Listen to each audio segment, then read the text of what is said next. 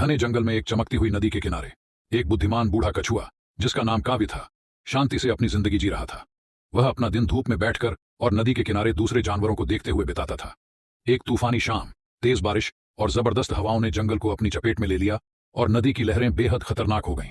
अचानक काव्य ने देखा कि एक डरा हुआ बंदर, जिसका नाम मीकी था, एक टूटी हुई टहनी के साथ नदी की तेज लहरों में बह रहा था।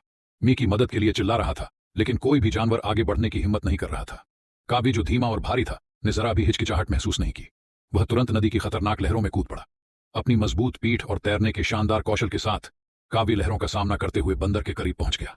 जब वह टहनी के पास पहुंचा तो काव्य ने खुद को टहनी के नीचे रखा और अपनी पीठ से उसे सहारा दिया।